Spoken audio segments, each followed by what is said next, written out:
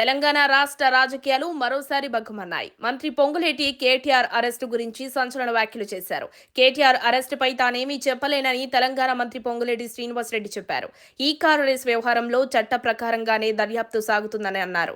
ఈ విషయంలో కేటీఆర్ ను విచారించేందుకు గవర్నర్ అనుమతి లభించిందన్నారు. కేటీఆర్ రేపో మాపో అరెస్ట్ అవుతారు అన్నారు. చట్టం తన పని తాను చేస్తుందని పేర్కొన్నారు. గవర్నర్ అనుమతిని సీఎస్ ఏసీబీకి పంపిస్తారు. చట్ట ప్రకారమే ఏసీబీ దర్యాప్తు చేస్తుంది. గవర్నర్ అనుమతిపై కేబినెట్ లో చర్చ జరిగిందని ఆయన వివరించారు. ఈ వ్యవహారంలో జరిగిన దోపిడీపై కేబినెట్ లో చర్చించామన్నారు. ఫార్ములా ఈ రేసులో జరిగిన దోపిడీపై సుదీర్ఘంగా విచారణ జరిగింది.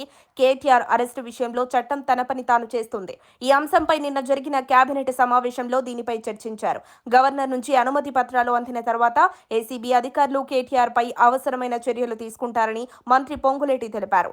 ఫార్ములా ఈ కారు రేసు విషయంలో అనుమతి లేకుండానే హెచ్ఎండిఏ ఒప్పందం చేసుకోవడం, అంతేకాకుండా ఆర్బీఐ అనుమతి లేకుండా 46 కోట్ల విదేశీ కరెన్సీ చెల్లించారని మంత్రి పొంగులేటి శ్రీనివాస్ అన్నారు. దీనిపై పురపాలక శాఖ ముఖ్య కార్యదర్శి ఫిర్యాదు మేరకు ఏసీబీ కేసు నమోదు చేసింది.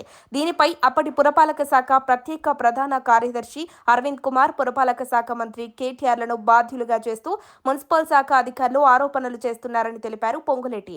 ఈ విషయమై కాంగ్రెస్ ప్రభుత్వం ఏసీబీ దర్యాప్తునకు ఆదేశించింది.